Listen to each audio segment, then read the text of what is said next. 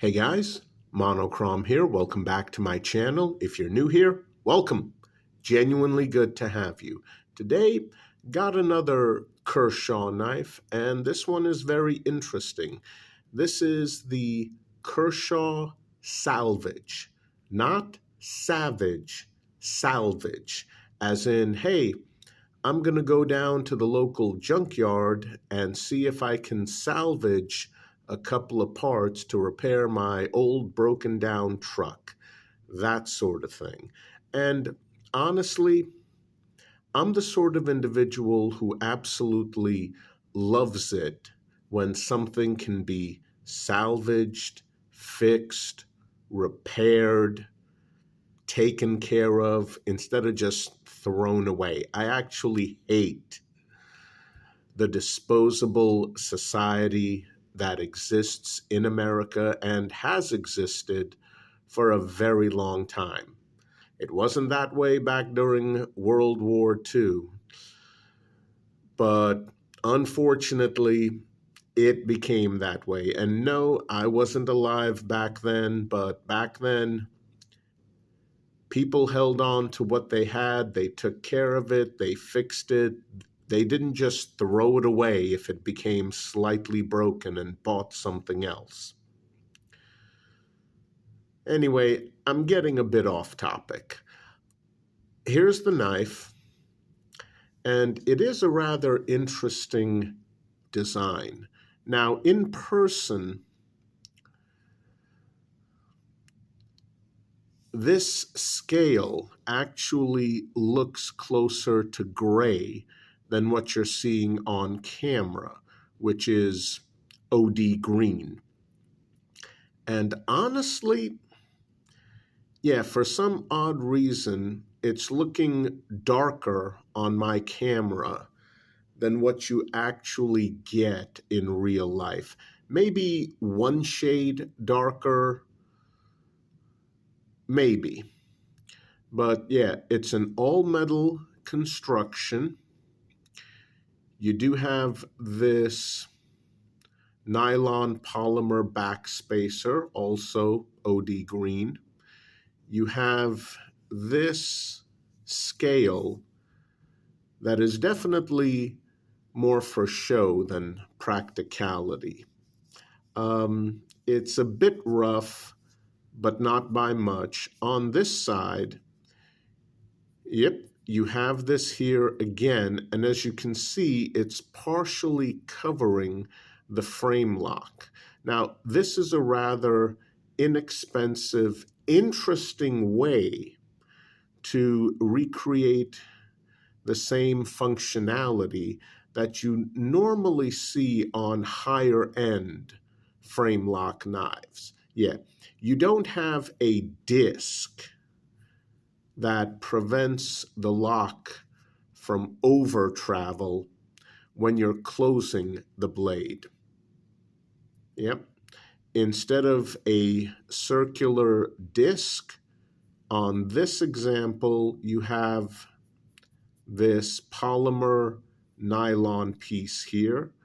That also looks good. And you do get a low profile, bead blasted, but not blackened Kershaw clip. Low profile, all you have sticking up is this very tiny amount here that with the fabric in a pants pocket, this vanishes. The problem I have with clips like this one is that, first of all, this particular clip is one position only. There's no way you can reverse it for left-hand use. You can't carry this tip down. It's tip up, carry only on the right-hand side. So that's one issue there with this particular model. The metal parts are all bead blasted or stonewashed, especially the blade. And you get a similar effect if it's bead blasted or stonewashed. So pick one, there you go. But yeah, you get the Kershaw name. Again, something I can't stand. Well, not the Kershaw name. I have a ton of their products. But what I can't stand is stop putting your company name on the clip. Okay? I mean, especially Cold Steel back in the day with their polymer clips, they were notorious for that. It's like, why am I going to advertise to people and police officers who might be standing nearby that, oh, I've got a knife clipped to my pocket? I mean, Kershaw, yeah, that company name doesn't scream knife unless you know about the company. And there are police officers out there who do, because Kershaw is a working man's knife company.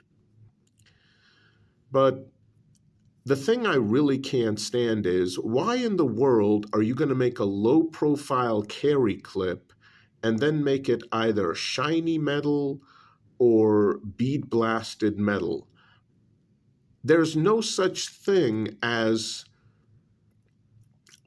metal stonewashed pants. So you clip this to a pants pocket, it's going to stick out. This clip is not low profile, it's going to stick out. Like, how hard of a concept is that for some knife companies to understand? If you're going to put a low profile carry clip on your folding knives or some of your folding knife models, make it genuinely low profile, as in place it high up on the scale like this, but coat it black. That way, a person can wear black pants, clip this knife to the top of their pants pocket, and if the clip is black, guess what? No one can see it. That's genuine low profile. Okay? I don't understand why that concept is so hard for some companies to understand. This is not low profile. This is going to stand out when you clip it to the top of any pants pocket. I don't care if it's blue jeans, black dress pants, black cargo pants, khaki cargo pants. This is going to stick out because of the color. This is not low profile, not really. Not in the way that it matters. So, okay, you have a couple of screws that hold it in place. You can carefully remove this and spray paint it black, which is what I recommend if you want an actual low profile carry clip instead of something that stands out against a pair of black pants, navy blue pants, khaki pants. Freaking hell, every pants color. You could be wearing clown pants and this would not blend in. So what's the point? But okay. And this is speed assisted. Obviously, it's not a switchblade, but it does have a spring and it is speed assisted. No thumb studs, no thumb disc, no thumb hole. You have to use this. Yep. There we go.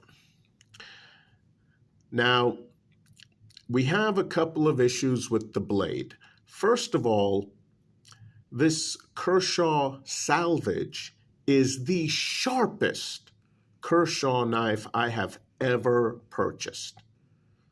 Yep, out of all of them. You guys know I have a pretty large collection of Kershaw knives if you've been with me for quite a while.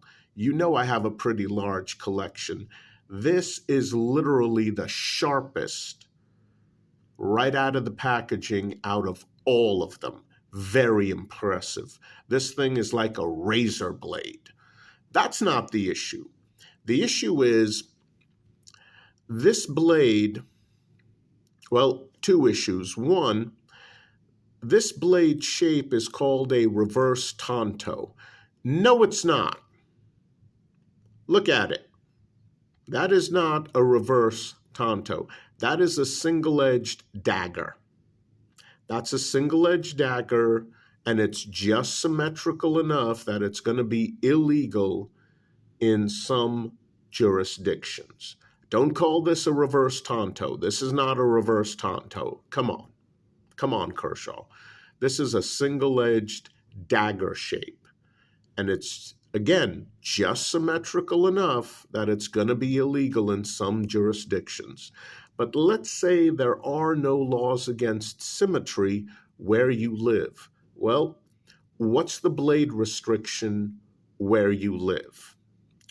Because on a lot of websites, that blade length that you're seeing right there is advertised as being 2.9 inches. Now, normally that would be fantastic news. It's like, oh, that's wonderful. I can carry it in my restrictive jurisdiction. Sweet. City ordinance says 3 inches or under. Maybe in some places it's under 3 inches. And you're probably thinking, sweet, I can EDC this. I can use it. That's wonderful. No. It's not 2.9 inches because I measured it twice. If you measure it from this point right here, right there, from that point right there to the tip, that is just under 3¼ inches. But just under 3¼ inches means it is over 3 inches. Yeah. Sorry. This is definitely over 3 inches. Absolutely. Again, let me get my finger out of the way. Let me get my pen. If you measure from this point, right here where the handle ends, and my camera doesn't want to cooperate, come on. If you measure from this point right here where the handle ends, all the way to the tip, yeah, sorry, that is just under 3¼ inches, but over 3 inches. So this, you might be spending your money on this. You're thinking, you know, that's a stylish, good-looking EDC folder, and it's street legal. No, it's not.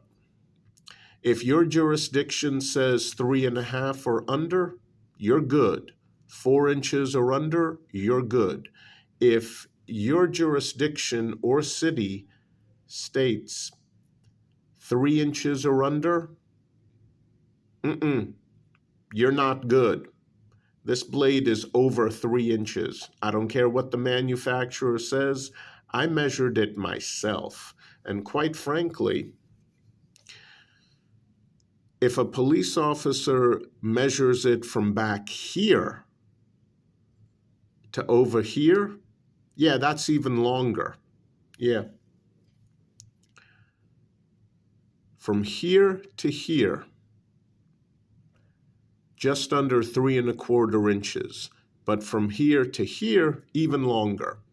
So yeah, there is no way this thing is going to come in at 2.9 inches. I don't know who measured it at Kershaw, but they messed up. Just plain and simple, straight up, they messed up. So that might be an issue for you.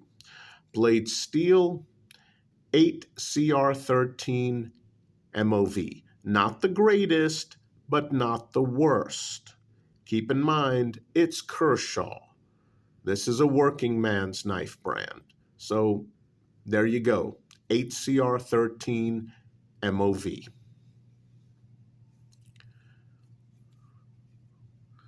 Frame lock, as I mentioned previously, no lanyard hole, unfortunately, but For some of us, that's a non-issue.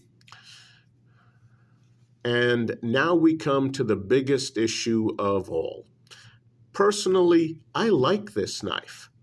I like it a lot. That's a personal thing. That's a subjective thing. Here's the problem. When I got it, this flipper mechanism, oh, hell no, hell no. I would say less than 50% of the time it worked reliably. The rest of the time, this thing was jammed up and stuck. We're talking, did somebody pour crazy glue into the mechanism? Why won't it move? Seriously. This thing would jam up and get stuck so often, I would have to take it, find a very hard surface, and literally slam this thing against it to try to loosen it up. I am not joking. I am not joking. I would take a hard surface that I didn't care about and just slam the end of this flipper right onto it. And I had to do that several times. Now, the blade never flew open anytime I did that. I was doing that to try to loosen the damn mechanism. And after a while, yes, after weeks of carrying and opening this knife, it finally loosened up to an acceptable level. Now, some of you might be saying, well, that's not a big issue. That happens to all knives. You get them from the factory. They're going to be stiff. It's going to take a bit of time for them to loosen up. Actually, no, not on a modern day knife. Maybe an older knife with a very tight lock mechanism, but no, not on a modern day knife like this salvage model. That should not be the case. This should work right out of the box or right out of the blister pack, and it should work immediately, properly. This one didn't. This one required loosening up the spring mechanism too damn tight, to the point where this knife was unreliable. For most of the time that I EDC'd this knife, it was unreliable. Now, I'm not some dainty little thing, okay? I don't have dainty little fingers, okay? And for me to have issue as a man opening up this blade, yeah, that's a problem. That is a problem. Now, again, it did loosen up after carrying it for weeks, but it only loosened up maybe 3 or 4 days ago since the making of this video. Yeah, that's not good. That's not good. Now, maybe that's an issue on my particular sample, maybe, although I doubt it. I don't think that is an issue on my particular sample. Yes, eventually it loosened up. Eventually it got better, but it's still a little bit stiff. And also, this clip right here, that's a hot spot, especially when you're flipping the knife open. So that's not good. We do have a bit of jimping right here. It's shallow, though. It's ever so slightly effective, but it's shallow. And again, the biggest issue the spring-assisted mechanism, the spring is too freaking stiff. Now, I personally like this knife, and I like it a lot more now that I can reliably flip it open. But the problem is, due to how stiff the speed assist mechanism is, this is that rare Kershaw that I can't recommend. Yes, personally, I like the knife, but personally doesn't work for all of you out there watching this video. The mechanism is too damn stiff. And in all good conscience, I can't recommend it. I can't. I'm sorry. The spring mechanism is too damn stiff. I don't think it's just an issue on my sample. And so for that reason,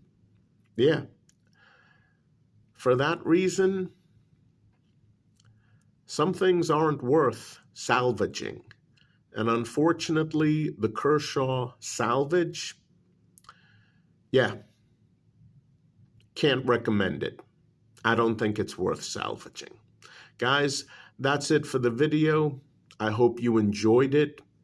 Once again, as usual, specs in the description box below. Be sure to check that out. Have a great day. Please stay safe out there. Unfortunately, yes, it's still dangerous.